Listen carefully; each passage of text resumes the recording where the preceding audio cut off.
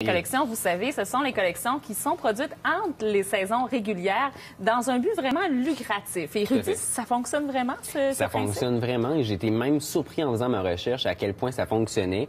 Même que les ventes, en fait, qui sont associées à ça représentent 70% du budget des acheteurs, finalement, pour finalement laisser 30% pour les collections principales. Là. Donc, on parle de quelque chose de majeur. Je ne sais pas si c'est parce que ces collections-là arrivent entre deux saisons habituelles. Donc, les gens sont habitués de voir, sont heureux, en fait, de voir de la nouveauté arriver en magasin.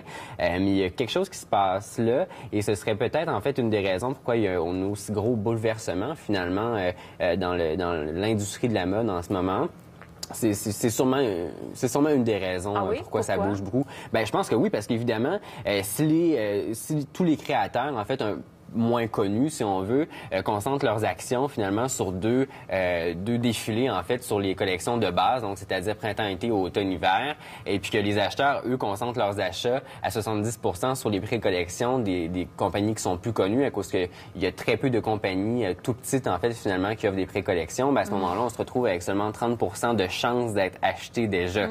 Oui. Donc, il y a quelque chose à voir là, c'est sûr et certain. Là. Oui, et ça n'a pas toujours existé, les pré-collections. On a appelé autrefois des collections croisières, mais bon, ça, c'est autre chose. Mais qui a parti le bal? C'est, à son plus grand malheur, même c'est lui qui le dit, c'est Albert Elbaz, qui était à la tête de la direction artistique chez Lanvin, qui aurait débuté ça il y a environ une dizaine d'années. Au départ, il voulait faire de plus petits défilés, mais en faire plus souvent. Mais finalement, ça s'est transformé complètement. Puis comme je disais tout à l'heure, il était vraiment pas heureux de ça. Il dit que c'est peut-être un peu même à cause de lui que croulent les designers en burn-out dans l'industrie à force de devenir des machines à créer, finalement. Il a créé un monstre. Exact. OK, d'accord. Puis, est-ce que ce modèle-là est viable? Est-ce qu'il est appelé à vivre encore? Ou... apparemment, oui, mais avec les gros changements, en fait, là, qui surviennent, bon, chez Burberry, chez Tom Ford, qui changent la structure même, en fait, là, du modèle d'entreprise mode. Je crois que ça va être porté probablement à changer aussi dans ce cas-là, parce que chez Burberry, on va faire seulement 2 défilés unisexes durant l'année. Les collections vont être disponibles maintenant. Donc, évidemment, les pré-collections vont être affectées par ça, mais c'est à suivre. Oui, mais on le voit peu ici, les designers québécois, canadiens. Non, mais j'ai fait des recherches, en fait, pour en trouver. Bon, peut-être qu'il y en a qui m'ont échappé. Mais par contre, j'ai tiré ça un peu plus gros que ça. En fait, un peu plus gros que la pré-collection. Et puis, j'ai trouvé, en fait, quelques créateurs, finalement, qui faisaient des collections qui sortaient un peu quand même du calendrier le normal de sortie des collections. Donc, je pensais, exemple, à Jackson Joe qui propose des collections, Valentine, Glam, qui sont pas dans le circuit régulier des collections. Je pense qu'ils se démarquent un peu comme ça, de cette façon-là. Je pense que c'est une bonne idée parce que c'est des collections qui sortent à des moments où les gens sont prêts à faire des achats, finalement. Donc, c'est pas négligé. Aussi qui fait des collections, des fêtes. Oui, le cœur à la fête, là, que ça s'appelle. Oui, et donc, ça fonctionne bien parce que Cœur de Loup, souvent, ce qu'elle fait, elle fait un défilé, puis les vêtements sont en vente tout de suite après. Il y a ça aussi qui est un autre, puis ça fonctionne bien. Elle vend beaucoup lors de ces soirées-là. Je pense même que avoir continué, en fait, à avoir ma ligne de vêtements, c'était ma prochaine piste, à savoir si je faisais pas seulement des pré-collections.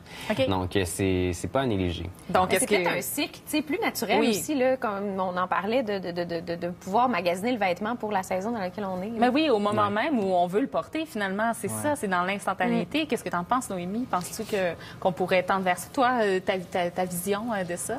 Bien, moi, j'essaie d'être le plus près de ma saison quand je lance ma collection. C'est pour ça que là, ma collection printemps-été, je la lance en avril, finalement.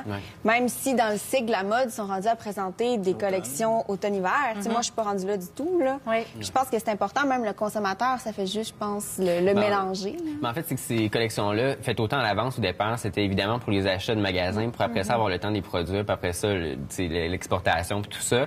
Mais je pense que de façon marketing, c'est plus logique de faire justement comme tu fais, parce que au lieu de te concentrer sur 2 actions marketing, donc une fois lors du défilé et une fois lorsque la collection sort réellement pour être vendue en magasin ou peu importe, là il y aura qu'une seule action et ce sera pour le défilé. Tu pourras mettre la gomme et à ce moment-là, tu vas voir des résultats tout de suite, en fait. On est dans un monde d'instantanéité, on s'attend à avoir tout de suite puis rapidement. Souvent les défilés, ça marche par coup de cœur, là. Je veux dire, tu as le coup de cœur, tu veux le porter là. Si on te présente des maillot en décembre, tu risques moins de faire « Oh mon Dieu, je le veux ». Non, surtout quand c'est dans un défilé, je veux dire, ça coûte souvent un petit peu plus cher que si tu vas dans un magasin de fast fashion. Exact, donc, il faut quand même profiter de ce momentum-là pour être capable de vendre quelque chose qui est plus cher. Mais aussi, on va peut-être revenir en arrière parce que le processus s'inverse. Autrefois, les créateurs faisaient des mini-présentations aux acheteurs et puis là, une fois, c'était même pas des défilés, là, les mannequins étaient dans un salon, c'était très privé. Une fois que les achats étaient faits, on présente le défilé et là, tout est disponible. Ça pourrait peut-être être ça, l'avenir.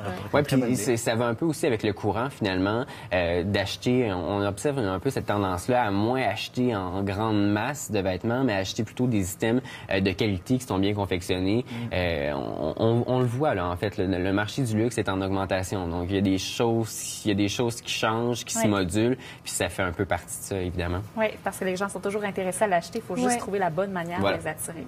Très intéressant. Merci, Rudy. Plaisir.